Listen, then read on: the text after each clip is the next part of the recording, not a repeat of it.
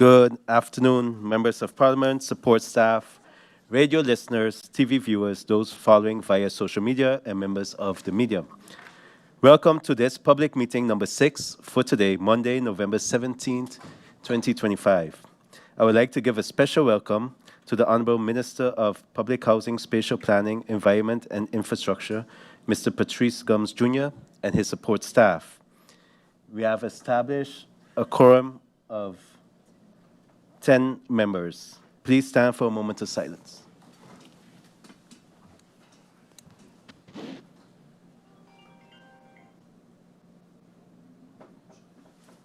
Thank you. I have received a notice of absence from the following members: MP Sarah Westcott-Williams, due to business work travel, and MP Doran. I have now received any notice of lateness. Does any other member of parliament have any notifications? I see MP York. MP York, you have the floor. Thank you, Mr. Chairman. Good afternoon to all honorable colleagues, minister and support staff, and the viewing public. Mr. Chairman, I would just like to extend my well wishes and a full recovery to Tommy, our unofficial road engineer who was involved in an accident yesterday. He's someone who has constantly shown up for this community, both quietly and without hesitation, and I wish him myself and my faction wish him a full recovery. Thank you. And also a notice of lateness for MP Irian. Thank you, MP York. Is there any other member of parliament? I see no need. We have as agenda point for this public meeting, question hour. Questions from MP D.T.J. York directed to the Minister of Public Housing, Spatial Planning, Environment and Infrastructure regarding limited burial space and the overall management of cemeteries on Sint Maarten on the IS 294-2025-2026, dated November 5th, 2025. We go over to the agenda point. The intention of the Vragenuurtje question hour is to create the possibility to interact with ministers. After the passing of Hurricane Irma, Article 69 of the Rules of Order was proposed in order to introduce the so-called Vragenuurtje question hour. During the question hour, only questions and answers will be given on the topic at hand. The procedure entails questions to be answered during question hour by the minister can be submitted from Monday to Wednesday during the so-called reading week or preparation week. The deadline is Wednesday at 5 p.m. The Member of Parliament submits questions to Parliament in accordance with Article 69 and further of the Rules of Order, which states, to exercise their supervisory activities, each Member of Parliament may pose questions to one or more ministers without permission of Parliament. The Member of Parliament needs to specifically request that the questions submitted be answered orally in accordance with Article 69C of the Rules of Order. The President of Parliament decides on the sequence of the subjects during the question hour, Article 69D, paragraph 2 of the Rules of Order. Seeing the fact that in theory all 50 members can submit questions for the question hour, a selection needs to be made of which questions of which member will be allowed for a particular question hour. The maximum on speaking times is regulated in Article 69D of the Rules of Order. The proposal was to allow questions from 2 different members to be answered each time. This is to avoid exceeding the hour. How will this be determined? These 2 members are chosen based on date and time the questions were submitted to Parliament. What happens if more members submit questions? In that case, the President will ask the members if their questions are still relevant and if answering is still necessary. Invitation. The relevant minister is invited by letter, UV, along with the questions posed by the Member of Parliament no later than Thursday, 12 p.m. Convocation. A convocation for the question hour public meeting will be sent out by Thursday at 5 p.m. the latest. If the relevant minister agrees to answer the questions verbally, the question hour will take place as scheduled on Monday. The Member of Parliament will get the opportunity to read his or her questions as submitted for a maximum of 2 minutes. Article 69D, paragraph 3 of the Rules of Order. The minister is given the opportunity to answer the questions for a maximum of 1 minute per question. Article 69D, paragraph 3 of the Rules of Order. The Member of Parliament is then given the opportunity once more to ask additional questions for a maximum of 2 minutes. Article 69D, paragraph 4 of the Rules of Order. The minister is given 1 minute to answer each question. Article 69D, paragraph 4 of the Rules of Order. The President then may allow other members of Parliament to ask questions for a maximum of 1 minute about the same topic. Article 69, paragraph 5 of the Rules of Order. The minister is given 1 minute to answer each question. Article 69, paragraph 5 of the Rules of Order. During the question hour, no permission can be asked for interruptions to hold an interpellation, nor can motions be submitted. Today, Monday, November 17, 2025, we have questions that were submitted by MP D.T.J. York, registered on the IS 294-2025-2026, dated November 5, 2025, for the Minister of Public Housing, Spatial Planning, Environment and Infrastructure. These questions were submitted in accordance with Article 69 and further of the Rules of Order. Minister of Public Housing, Spatial Planning, Environment and Infrastructure, Mr. Patrice Gomes Jr., was invited by letter UV 080-2025-2026, dated November 12, 2025. Hence, in accordance with Article 69D, paragraph 3 of the Rules of Order, Member of Parliament Darrell T.J. York will read his questions on the subject to the Minister and provide an explanation. MP York, you have the floor.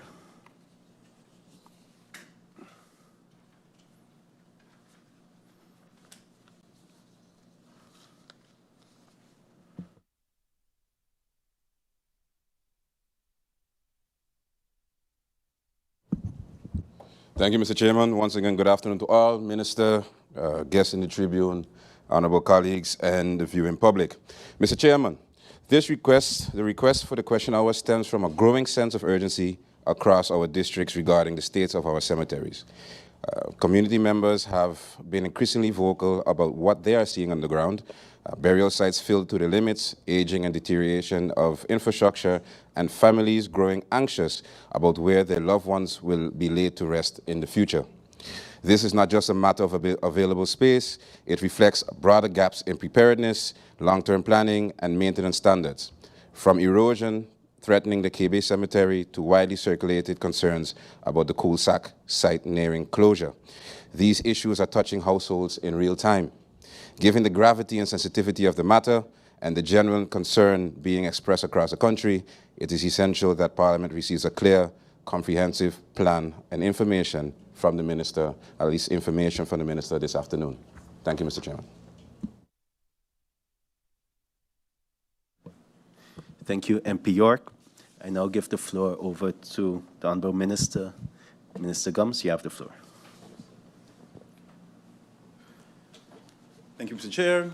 Good afternoon to the members, the listening and viewing public, those in the Tribune.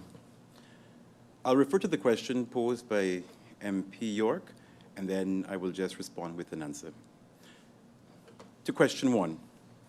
In 2016, the last official assessment was carried out of the cemeteries. Since then, the Ministry carries out capacity checks on an ad hoc basis. The last of these was carried out on September 8th.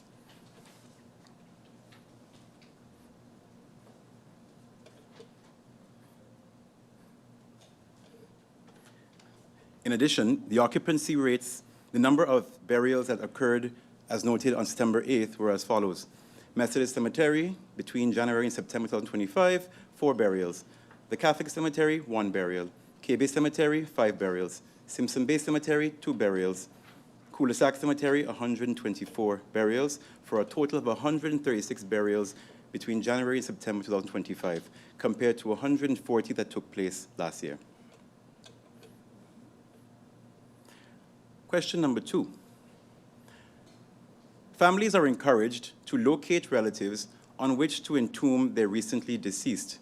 In addition, several columbaria, a storage area for cremated remains, are being built, noting the growing popularity of cremation. For those in families unable to agree on burial or for those unable to locate relatives, or for those who prefer not to be cremated, the ministry has a limited number of vaults in which burials can take place.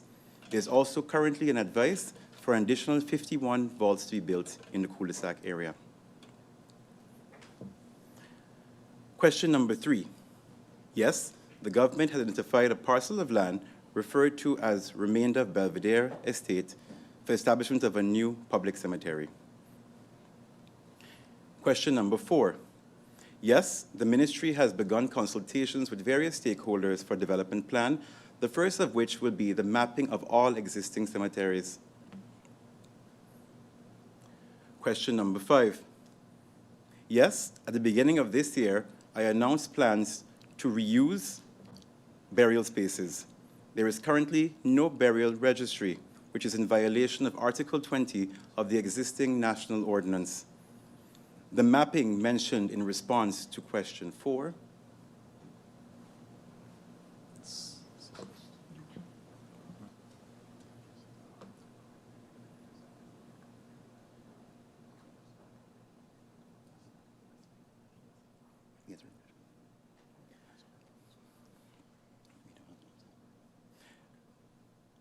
a suggestion, Mr. Chairman, is that there may be some misunderstanding to the question, so is it ideal that I read the questions? Is that something that's preferred? Because there is we can do both. Just noting the time, but... Correct. Just, Minister, take the time into consideration. Okay. So if, the members of Parliament do have the questions. What I can do is I can sort of consolidate the questions a bit better into a smaller, digestible bits for the public. I think that's really what's important. So then what I'll do, I'll just go through the rest of the questions. As if I'll return back from 1 to 4 to give a comprehensive view of what the question was. So, of course, for question 5, the question was, are there plans to recycle spaces in cemetery? And is there a burial registry? So yes, at the beginning of the year, I announced the plan to reuse burial spaces. There is currently no burial registry, which is in violation of Article 20 of the existing national ordinance. The mapping mentioned in response to question 4 will assist with the creation of this registry. Question 6, is the existing laws regulating exhuming of bodies?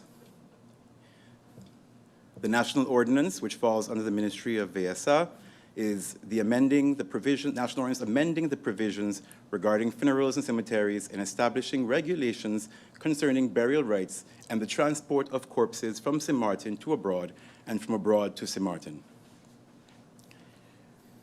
7 is, has the ministry engaged in discussions with religious institutions, including several different churches, community councils, and funeral service providers for temporary joint solutions?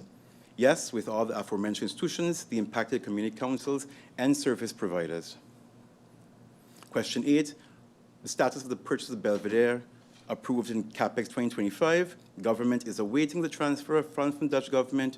This was confirmed in a letter and a statement on Thursday last by State Secretary of Kingdom Relations. Question 9, did the ministry prepare a master plan for development which could include burial and housing? There is no finalized master plan.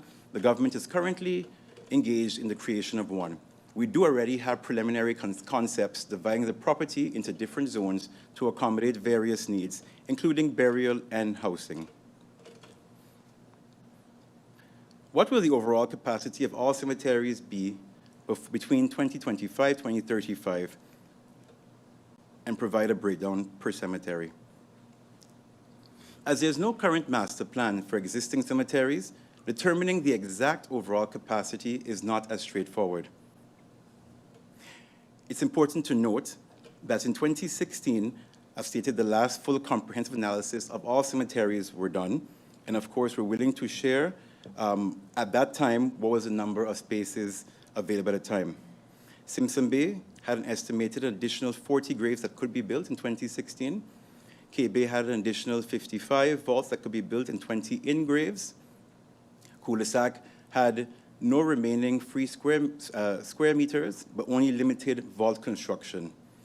Phillipsburg Methodist and Catholic only had a very small amount of additional graves remaining, mainly through burying on top of existing graves. It's also important to note that what we've seen over the course of time is that in 2016, lots of different actions have taken place in 2016, including the continued building of actual grave sites. So the information does need to be updated with a new comprehensive analysis of the whole area. Question 11, is it true that cul-de-sac has reached its maximum capacity? And is there a policy document that can be shared? Or based on which policy document? The question supposes a planned and properly managed cemetery. This is unfortunately not the case. Let me first state that cul-de-sac is the only fully public cemetery on Sint Maarten. Cul-de-sac has expanded on an ad hoc basis. There is no maximum allowed capacity, and there is no existing policy document. What I can say is that the ministry does have an internal document, internal memo that is used, and of course, this can of course be shared with Parliament via the confidential route. Question 12, does the ministry have a vision document regarding cemeteries on Sint Maarten? In the creation of a vision, the following key points have been identified. Point 1, organization and communication. The need to establish a committee. This has been welcomed by all cemetery stakeholders and representatives.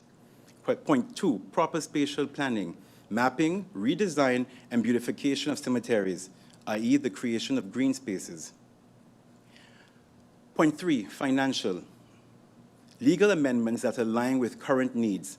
The existing 750 guilders is not enough to cover existing costs and upkeep. And finally, point 4, co-ownership.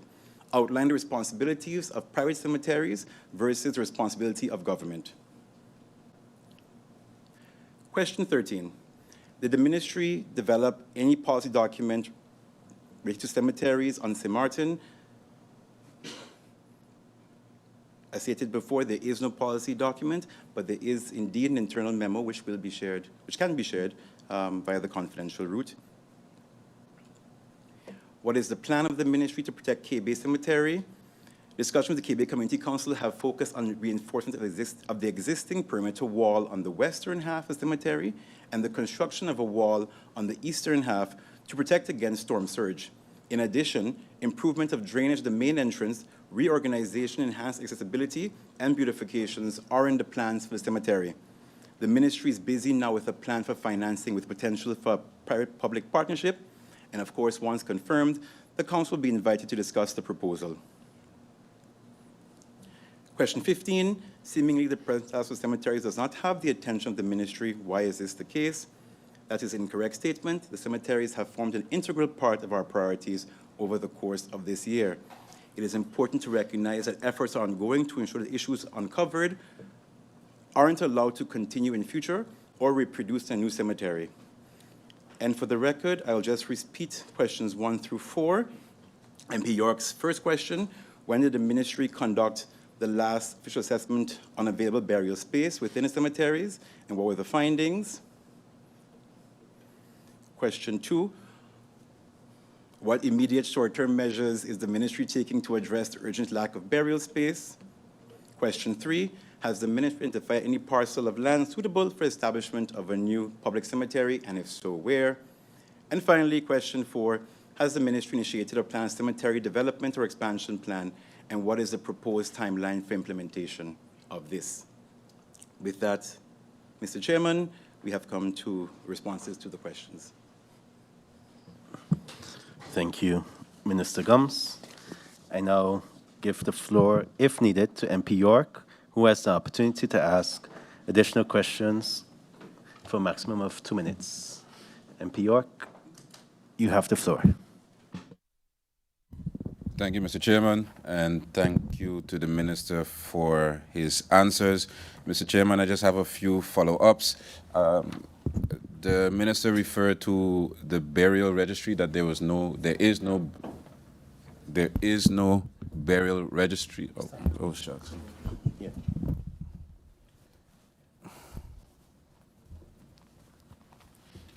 Apologies. Yeah, so that there is no burial registry. I would like to know, when was this identified? When was it identified that that there was no burial registry? Also, that there's no policy document. When did the minister identify this? Because if I understood the answers correctly, there is a start of or a existing or recently made vision document. So I didn't understand the link between there being a vision document and these things not being in process of being made. The minister made one or two references to the Ministry of VSR. I would like to, if the minister can elaborate on the responsibilities of all things cemetery that differs between VROMI and VSR. So what is VSR responsible for and what is VROMI responsible for? When is, I didn't get the answer, well, I couldn't deduce out of the answers given, when is the Cul-de-sac cemetery slated to be closed? When is it slated to be closed? The minister also referenced that he engaged, to the question if he engaged with religious, the various religious institutions about managing the Catholic and Methodist cemeteries and community councils. He said, yes, I would like to know what was the result of that meeting.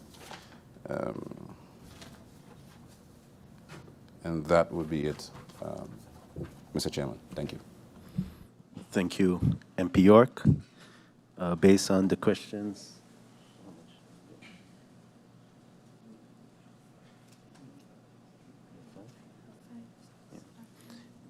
We've noted about 5 questions.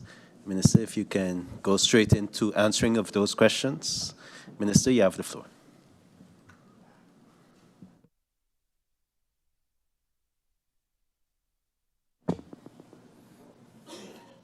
Just to clarify, we have 1 minute each question? Okay. Okay. Indeed, there is no burial registry. This has been known for a number of years. And it's important to recognize, and this may go directly into your third question, the role of VSR versus VROMI. It's actually outlined that in the ordinance itself indicates that the civil registry is responsible for the ordinance. But there's a discrepancy between the civil servants of civil registry in AZ versus VSR, which is actually in the ordinance. So the ordinance itself outlines VSR being responsible holistically for burials, corpses, body exhumations. It makes reference to AZ, civil registry, being responsible for the management of a registry, but the inclusion of VROMI basically is in the execution of burials themselves. How you regulate burials, the request for new burying ground cemeteries, that's all under the auspices of the Minister of VSR. So VROMI's role is really in the execution side of whatever policies are made by the Ministry of VSR, but noting that because we've been so heavily involved over the years with the actual hands-on operations of funerals, there's a very strong involvement of the Ministry of VROMI in the execution of the policy. Policy document, indeed, there is no policy document. This would have to come, of course, from the Ministry of VSR. What we do have within VROMI is an internal memo which outlines how we execute and handle the procedures for funerals and, of course, burials as well. Regarding cul-de-sac, when is it closing? Cul-de-sac, as indicated, there is no maximum capacity or plan for, first of all, there's no plan for what size cul-de-sac cemetery is supposed to be. You also, the amount of area that currently is available is being filled with vaults. Of course, we knew that there are challenges because the further into the hill we go, the more challenging it is to actually increase. So we have, as I mentioned, an advised 51 more vaults. I guess about another, if you look at the pattern of burials, about another few months. And then we have to look again. So this is why we have to look at the idea of reusing existing spaces as soon as possible. And of course, that is available within existing law. We just don't do it within the ministry, but something we have to look at given the limited space. And then finally, results of engagement, in particular with the Methodists, with the institutions, they've all welcomed the establishment of a committee. This was also something that was submitted by the Methodist Cemetery as a council as a proposal in September. It was also agreed upon by the Catholic Representative Tava Committee. It was also proposed early in this year with the KB Community Councils. And of course, we have responsibility ourselves for the cul-de-sac as government. The discussion also spoke about the need to increase the number of the amount of fees that are being paid because it's just not sustainable anymore. And of course, the welcoming of a fee to be put in place for the so-called reuse of vault system gets also preliminary accepted by most of the stakeholders, if not actually all of the stakeholders have agreed. We have to change the way in which we allow burials going forward. So that was the result of the engagement, that one, the change needs to be in the committee, has to be established, and two, we have to actually look at reuse/rental of ground spaces. Yeah, and of course, in collaboration with VSR as the sort of formal legal holder of this topic. Thank you. Is that 5 minutes? Okay. I think you No problem. you did it within the time. So thank you, Minister. Looking at the time as well, and seeing that we have a 2 p.m. also scheduled, I will not go back to the floor to allow the other members to go to that. Sorry?